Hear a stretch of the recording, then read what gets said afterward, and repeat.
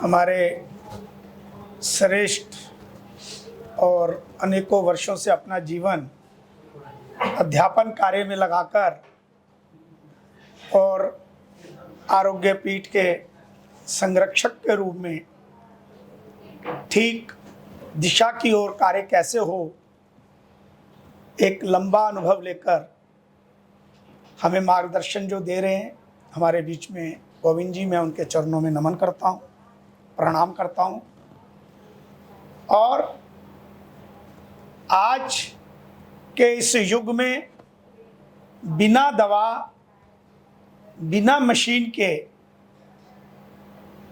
जो हमारी पुरातन भारत की सोच, हमारी संस्कृति, हमारे संस्कार जो लुप्त होते जा रहे थे, उनको पुनर्स्थापित करने का संकल्प लेकर हमारे आचार्य राम गोपाल जी, मैं उनको बहुत बहुत अभिनंदन करता हूँ, बहुत बहुत साधुवाद देता हूँ कि आपने इस कलयुग के समय में जो मानव केवल धन दौलत, शौहरत, वैभव, इस प्रकार के कई तरह के शब्द हो सकते हैं, सोच रखकर जीवन शैली बनाने का एक रेस लगी हुई है। और भारत में नहीं, पूरे विश्व में। परंतु भारत की मान्यताओं को स्थापित करने के लिए मेरा क्या होगा ये ना सोचकर मेरे भारत की संस्कृति पुनर्स्थापित हो। जो दुष्ट शक्तियां हैं वो आपके अच्छा करने पर भी आपको नुकसान पहुंचाती हैं। हम में से थोड़ा सा कोई ध्यान में आता होगा, नालंदा विश्वविद्यालय सबने सुना होगा, कुछ ने देखा भी हो।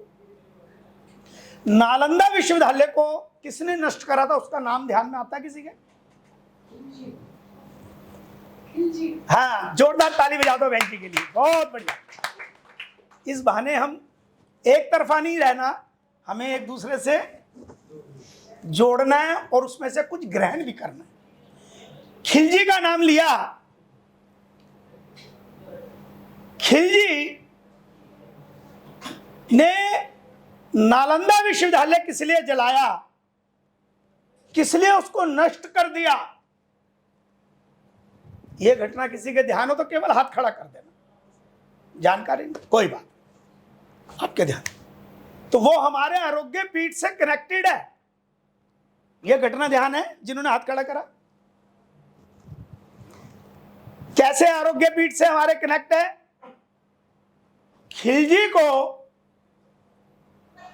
ऐसी बीमारियां लग गई जो उसके वहां किसी से भी ठीक होने पर नहीं आ रही थी, और वो इतना कट्टर था कि अपनी परंपराओं से हटकर कुछ भी ग्रहण नहीं करने के लिए तैयार था, यानी अपने जीवन को भी दांव पे लगा रहा था। परंतु हमारे यहाँ के ऋषियों की परंपरा में इतनी श्रेष्ठता कि कट्टर और गलत व्यक्ति भी यदि समस्या में है तो उसका भी निदान हमने देना। तो हमारे यहाँ के वैद्य जब उनके उपचार के लिए गए तो उसने वो उपचार लेने से मना करा। परंतु हमारे यहां युक्ति युक्त होकर कार्य करने की एक कला थी हमारे लोगों में, जो आज बहुत कम दिखती है। जल्दी से हमारी ईगो जाग जाती है, हमें लगता है इसको जरूरत नहीं तो मैं क्या करूं। कई बार होता है ना, घर परिवार में भी खाना रख दिया, खाना है तो खुद खा ले, अब थोड़ा मुंह में डालेंगे ऐसे। परंतु हमारे यहाँ संवेदनशीलताएं कितनी थी। तो हमारे उन महापुरुषों ने वो कट्टर किस विषय में है, उसके नित्य कर्म क्या हैं, वो जानकारियां हासिल की तो पता लगा कि वो नियमित कुरान का पाठ करता है, पढ़ता है। तो हमारे उस वैद्य ने, उस ऋषि ने उस दवा को उन पेजों पे लगाया। और ज्यादातर आपको ध्यान होगा, पहले, अब तो कुछ समय से थोड़ा सा ठीक हो गया कि हम सामने रखते हैं, पानी का होता है, पहले क्या करते थे, मुंह। तो वो दवा उसको ठीक कर गई। और जब ये रहस्य खुला, उसके बाद कितना बड़ा नरसंहार वहां हुआ, मैं उस विषय में नहीं जा रहा। तो यानी आरोग्य पीठ से कनेक्ट कर रहा हूं कि कैसे कैसे हम युक्ति युक्त होकर कार्य करने की। और आज अभी शायद हमें ये गंभीरता ना नजर आए, जब हम 100 वर्ष के हो जाएंगे, 1947 से 2047 में, तो शायद दुनिया जानेगी कि राम गोपाल जी ने अपने जीवन को, क्योंकि इनकी कोई पृष्ठभूमि तो ये थी नहीं, इसके ऊपर लगाया है। और हम सब बड़े सौभाग्यशाली हैं कि हमें ऐसे आचार्य राम गोपाल जी जैसे गुरु के रूप में हमारा उनका संबंध आया। और ऐसे गुरु जो आने वाला एक इतिहास लिखने जा रहे हैं। आप सब कोई साधारण आत्माएं नहीं हैं। और जैसा आज का विषय में हमें बताया गया कि स्वतंत्र भारत में हमारा दायित्व, और उस पर संकेत भी मेरे से पहले उद्बोधन में आपको मिले कि जरूरी नहीं है कि आज हमें बॉर्डर पे जाना है, पर यह भी एक बॉर्डर है। क्यों? हमारे पास क्या गुण हैं, हम उसमें क्या बेटर दे सकते हैं, क्या कर सकते हैं, केवल उसका हमको संकल्प लेना है। सिद्धि तो तय है, क्योंकि बार बार हमारे गुरुदेव राम गोपाल जी ने क्या बोला कि ठाकुर ने ठान लिया, यही बोलते हैं ना। तो जब उन्होंने ठान लिया, वो काम तो होना ही है। आपको और हमें ये संकल्प लेकर तय करना है, निश्चित करना है कि हमने किस पक्ष में खड़ा होना है। युद्ध तो निश्चित है महाभारत का, परंतु हमें अपनी भूमिकाएं तय करनी। आरोग्य पीठ का जो संकल्प है, हम सब उसमें पूरे मनोयोग से यदि लग जाएंगे, संकल्प लेकर मनोयोग से लगेंगे। आज देश में ऐसा वातावरण बना हुआ है, ऐसा नहीं है कि हमें वातावरण नहीं मिल रहा। आप लोगों ने रिले रेस खेली होगी, कुछ लोगों ने, तो हमसे पहले कुछ महापुरुषों ने, कुछ हमारे गुरु आचार्य रामगोपाल जी जैसी श्रेणी के लोग पहले भी हुए, जिन्होंने कुछ रेस लगाकर इस काम को आगे बढ़ाया, पर वो एक सीमा तक रुके और वो इनके हाथ में थमाया। तो ये एक रिले रेस है। तो हमारे इस परंपरा को हमने ये सोचकर नहीं करना कि हमारे सामने सब कुछ हो जाएगा, पर फिर भी मुझे ऐसा लगता है कि वातावरण देश में ऐसा बना हुआ है।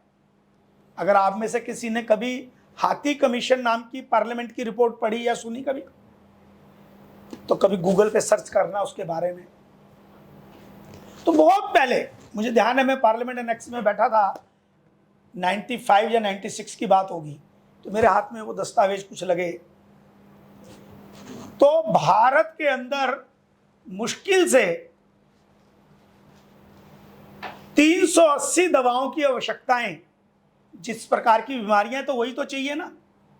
तो पूरे भारत का रिसर्च होकर पार्लियामेंट में पहुंचा था और 7,800 दवाइयां भारत में बिक रही। तो आपने भी संकेत करा अभी मेरे से पहले। तो एक षड्यंत्र के तहत हमें इस मकड़ जाल में, और अभी गीत के अंदर भी इतना सुंदर मैं सुन रहा था कि भारत का पैसा भारत में, तो कब रहेगा जब हम सब बिना दवा का प्रचलन में लाएंगे। और दवाएं हमारी किचन हुआ करती हैं। आज हमारा दायित्व है कि हम इस चीज का अधिक से अधिक प्रचार प्रसार करें। राजनीति में क्या हो रहा है, फिल्म इंडस्ट्री में क्या हो रहा है, उन चीजों पर समाज में आप देखते होंगे बहुत ज्यादा लोग चर्चाएं करते हैं। आप सब तो शायद नहीं करते होंगे, पर हम अपनी जैसी सज्जन शक्ति को जो बिखरी हुई है उसको एकत्र कर कर जो आरोग्य पीठ के अंदर जुड़ सकते हैं उनको जोड़ा जाए। जो लोग जुड़ करके काम नहीं कर सकते, तो मेरी आपसे प्रार्थना है कि जो ये हर महीने के आप दूसरे शनिवार व्याख्यान माला करते हैं, तो कुछ अच्छे श्रेष्ठ लोग समाज में जो काम करते हैं उनको आप एक सूचीबद्ध एक लिस्ट बनाएं और 2-2, 4-4 लोगों को अपने प्रयास से इस व्याख्यान माला में लाएं। क्योंकि जो समाज में ओपिनियन में मेकर होते हैं ना, एक प्रोपेगेंडा खड़ा करते हैं, चर्चाएं, उनके पास विषय नहीं है, तो जो नैरेटिव चलता है वैसा चलता है। तो जब यहां से कुछ मार्गदर्शन होगा, कुछ दिशा मिलेगी, तो शायद वो उस विषय को समाज में आप और हमसे बेटर, क्योंकि वो निपुण है। तो ऐसे छोटे छोटे बिंदु यदि हम तय कर लेंगे, परंतु ये संभव कब होगा, इसके लिए 2 चीज मैं आपसे आग्रह करूंगा कि आप कहीं भी किसी दुख सुख या किसी व्याख्यान माला में, किसी भी चर्चा में जाएं, ये तभी संभव होगा क्योंकि सुनते हुए हमें बातें अच्छी लगती हैं, बड़ी महत्वपूर्ण जानकारी, तब हमारा मन मस्तिष्क सब खुल जाता है, पर बाद में उस पर हमारा कोई काम होता नहीं है ज्यादातर। तो उसके लिए एक सूत्र है जो हमारे श्रेष्ठ लोगों ने हमें दिया कि हम तन और मन लेकर यहां बैठे हुए हैं सब। अगर हम अपने मन के आगे न से नल का बनता है ना, नल, तो उसका न लगाएंगे तो क्या बनेगा जी? मनन। मैंने न बोला, पहले लगाना है, नमन बनता है। सब जगह वैसे मनन ही, क्योंकि वो रट्टे लगे ना कथा कहानियों में, मनन करो मनन। तो मन से मैं के आगे अगर न लगाएंगे तो क्या बना? नमन। तो हम जब प्रवेश करें गोष्ठियों में, कहीं भी जाओ, और यहां तो नियम संकल्प ले सको तो आज लेकर जाना कि जब हम यहाँ आएंगे तो कोई मोबाइल, कोई इधर उधर का ध्यान, कुछ नहीं, केवल बड़ी नम्रता से। हो सकता है हमसे बहुत कम अनुभवी व्यक्ति भी उस दिन यहाँ वक्ता हो सकता है, हमसे बहुत कम आयु का व्यक्ति भी वक्ता हो सकता है। यह महत्वपूर्ण नहीं होता।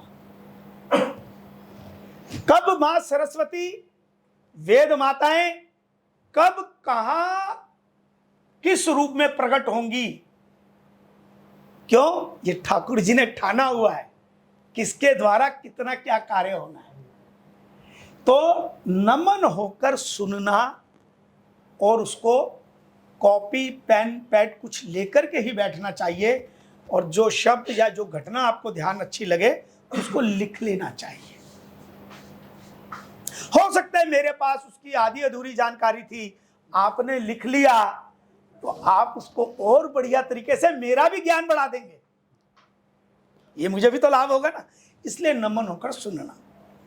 और जो हम लिखते हैं और जो सुनते हैं उस पर तुरंत एकदम कोई प्रतिक्रिया या उस पर कोई अपना, हमने कहीं कुछ और सुना होगा और यहाँ कुछ और सुन लिया, तो तुरंत उसके साथ द्वंद्व नहीं करना। नए को उतार लो आगे से और फिर मन के पीछे ठोक दो, तो क्या बना? क्या बना? अब बनेगा मनन। तो जब हम एकांत हों, घर में हों, तब हम उस पर विचार करेंगे, मनन करेंगे कि अमुक व्यक्ति ने ये घटना ऐसे बताई, अमुक व्यक्ति ने ऐसे बताई, क्या कारण है। संदर्भ भी बदलते हैं कई बार किसी विषय वस्तु के, तो कब कहां किस परिस्थिति में कौन सी बात कहना, तो इनके भी अंतर आते हैं। जैसे लोकमान्य तिलक जी ने ये जो 1947 का दृश्य निर्माण हुआ, उससे पहले क्या 3 बातें विशेष कही थी इस आंदोलन के लिए? स्व, ध्यान आ रहा है? स्व भाषा, स्व भूषा और स्वराज्य। तो क्यों? केवल 3 शब्द ही तो थे। और फिर एक महाराष्ट्र के अंतर्गत कितना बड़ा उन्होंने गणेश उत्सव, तो वो कोई उन्होंने नाचने गाने भजन के लिए नहीं करा था, पर हमारे समाज को चेतना जगाने के लिए, क्योंकि वो चेतना जागृत करनी थी। क्योंकि हम बहुत ज्यादा ताली बजाकर राधे राधे राधे राधे राधे राधे, और किसी चिंतन ये करना कि सदियों से कथा कहानियों में किसी कथावाचक ने कभी आपको ये बताया, नाम की चर्चा नहीं करेंगे हम, पर किसी के ध्यान हो तो हाथ खड़ा करना। किसी कथा में आपने सुना, जिस राम की मैं कथाएं गा रहा हूं, मेरा खूब बढ़िया आश्रम, सुख सुविधाओं से मैं भरपूर हूं, परंतु वो श्री राम किस दुर्दशा में जीवन जी रहे हैं, ये क्या कथावाचक ने आकर आपसे कहा? मैंने भगवान कृष्ण जिसकी मैं भागवत मंगल के लिए कर रहा हूं, वो कृष्ण जन्मभूमि किस दशा में पड़ी है? साहस करना, पहल करना। क्यों लोग, चाहे राजनेता पिछला कालखंड देखो आप, चाहे संत महात्मा, गीता, कुरान, बाइबल सब एक हैं। क्योंकि ये बात अच्छी लगेगी तो मेरा चरित्र बहुत अच्छा दिखेगा। कितना बड़ा झूठ ये खुल रहा है ना। ये हम किसी की निंदा बुराई नहीं, पर सत्य को सत्य कहने का साहस नहीं, क्योंकि मेरी प्रशंसा में कमी आ जाएगी। परंतु आज वो वातावरण बनने लगा। और अंतिम एक छोटी सी घटना कि इस बदलाव को लाने के लिए 47 से पहले 30 वर्ष की शायद आयु रही होगी उस नौजवान की। खूब क्रांतिकारियों के साथ वो कार्य करा करते थे, और उनको केवल मन में एक विचार आया, आजादी तो दिखने लग गई, परिवर्तन दिखने लग गया कि हो जाएगा, पर इसकी गारंटी नहीं दिखी। और बड़े बड़े महापुरुषों से उन्होंने चर्चा की, कोई गारंटी नहीं दे पाया। आजादी तो मिल जाएगी, पर ये आजादी फिर ना छिन जाए, इसके लिए कोई कार्य चल नहीं रहा। अब सारा देश, सारे विद्वान लोग, सब श्रेष्ठ लोग, छोटे मोटे लोग नहीं थे, सब एक ही क्रांति की ओर चल रहे थे, पहले देश आजाद करा लें। परंतु उस नौजवान ने अपना मार्ग बदल लिया और एक संकल्प ले लिया, और लोगों ने उसको यह भी कहा, बड़े बड़े महापुरुषों ने, वो बच्चे थे, उनसे बड़ी आयु के लोग थे, श्रेष्ठ लोग, कि पहले एक बार आजादी ले लें, फिर बाकी चीजें कर लेंगे। तो उसका संकल्प था, भले ही 100 साल और लग जाएं गुलामी को, 100 साल का लक्ष्य, कि भले ही हम 700-800 वर्ष की गुलामी का कालखंड माना गया ना, कि 100 साल और जुड़ जाएं, मुझे कोई चिंता नहीं, पर मैं ऐसी व्यवस्था खड़ी करूंगा। और वो व्यक्ति, वो नौजवान मुश्किल से 15 वर्ष मेरे हिसाब से जिया, और उसने 1925 में एक बीज बोया था जो आज पूरे विश्व का सबसे बड़ा संगठन बन गया। ऐसे उस व्यक्ति का नाम किस किस को ध्यान में आ रहा है पीछे? अंबेडकर जी। और कोई बात नहीं। और उस महापुरुष ने, उस नौजवान लड़के ने 15 साल की जिंदगी जी और कांग्रेस विचार मुक्त, कांग्रेस मुक्त नहीं, क्योंकि उस समय कांग्रेस का विषय नहीं था, विचार का था। तो कभी उस विषय पे लंबा समय कभी बैठेंगे फिर किसी गोष्ठी में, तो उसको पूरी तरह से रखेंगे। तो मेरा ये कहना कि वो संकल्प आज हम सब देख रहे हैं, उसका नाम था नौजवान का, नहीं, अब आप जोर से मेरे पीछे बोलेंगे डॉक्टर, आप बोलिए एक बार, सब हम सब आपके पीछे बोलेंगे, बोलिए। परम पूजनीय, परम पूजनीय, सब बोलो।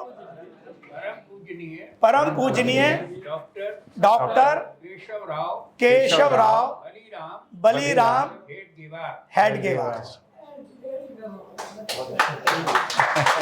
अब आप में से कोई खड़ा होकर ये नाम कौन बोलने की हिम्मत कर सकता है?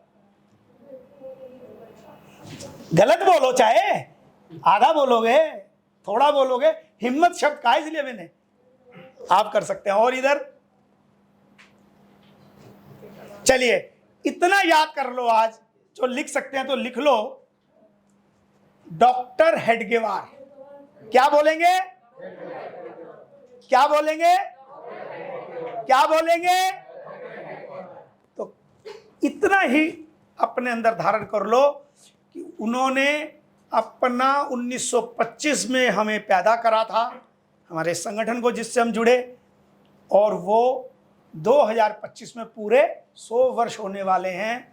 और 1922 का संकल्प था उनका। उसके बाद उन्होंने 3 वर्ष के अंदर नींव रख दी। ये घटना इसलिए कहकर मैं अपना यहाँ विराम दूंगा कि ऐसी एक नहीं, आपको मैं अनेकों घटनाएं अलग अलग महापुरुषों की बता सकता हूं कि हम अपना उत्तरदायित्व, जो आज का विषय है, तो हम अपना एक निश्चित कर लें और संकल्प लेकर काम में लग जाएं। अधिक से अधिक अपने अड़ोस पड़ोस, रिश्तेदार, जो भी नियरेस्ट डियरेस्ट हैं, उनको, जो अपने यहां से कोर्स प्रारंभ हो रहा है, कितने तरह के कोर्स प्रारंभ हो रहे हैं यहाँ? पहला कोर्स कितने दिन का है? जोर से बोलो ना अगर पता है तो। 1 साल का, और दूसरा 4.5 साल का, और तीसरा 2 साल का। मैंने स्किल और डिग्री, 2 प्रकार के कोर्स। 2 प्रकार के। तो इसके लिए हम ठीक से यहाँ से जानकारी हासिल कर तो एक हम अपने अपने क्षेत्र में, वो आएगा नहीं आएगा, वो होगा नहीं होगा, इसकी चिंता मत करना। इसलिए मैंने वो हेडगेवार जी का उदाहरण दिया। उन्हें पता था कि ये दिन आने वाले हैं, पूरी दुनिया में मानवता स्थापित होने वाली है। यानी मैं उनकी घटना सुना रहा था। आज मुझे 4 कार्यक्रमों में 3 जगह पहले भी लोगों ने नाम क्या लिया? नरेंद्र मोदी। और बहन जी ने भी वही नाम लिया, जबकि वो तो पैदा भी नहीं हुए थे। परंतु मुझे खुशी हो रही है कि उनके अंदर लोग वो रूप देख रहे हैं, इसलिए नरेंद्र मोदी ना। तो डॉक्टर हेडगेवार जी ने, तो उन्होंने संकोच ना कर देश किस दिशा में जा रहा है, तो हम सब इसमें केवल, जो मुझे लगता है कि आज का अगर हम ये उत्तरदायित्व ले लें कि हम प्रतिदिन 2 लोगों को अपने पहले डियरेस्ट नियरेस्ट की एक लिस्ट बनाकर, क्योंकि आपके पास इतनी सुविधा इन्होंने दे दी हमारे गुरुदेव ने कि कोई आयु की लिमिट नहीं, कोई एजुकेशन पढ़ाई की लिमिट नहीं। कितनी मजेदार बात। और जितनी फीस उतने कमाने की, काम की भी गारंटी यहां से मिल जाएगी। पता है ना ये जानकारी तो आपको, जो आज पहली बार नहीं आए होंगे, उनको तो मालूम होगा। तो इतना सरल ये पुण्य का भी काम होगा आपका। तो यही निवेदन कर कर मैं आप सबको नमन करता हूं। न्यूरोथेरेपी का कंप्लीट कोर्स सीखने के लिए जुड़िए हमारे ऑनलाइन ट्रेनिंग प्रोग्राम से और जानिए करीब 100 बीमारियों का इलाज बिना दवा और बिना मशीन के। इस न्यूरोथेरेपी ऑनलाइन ट्रेनिंग प्रोग्राम से आप घर बैठे बन सकते हैं गवर्नमेंट सर्टिफाइड न्यूरोथेरेपिस्ट। रजिस्ट्रेशन के लिए नीचे दिए गए नंबर पर अभी कॉल करें और हाँ, हमारे वीडियो को लाइक करना, शेयर करना और चैनल को सब्सक्राइब करना बिल्कुल भी ना भूलें। धन्यवाद।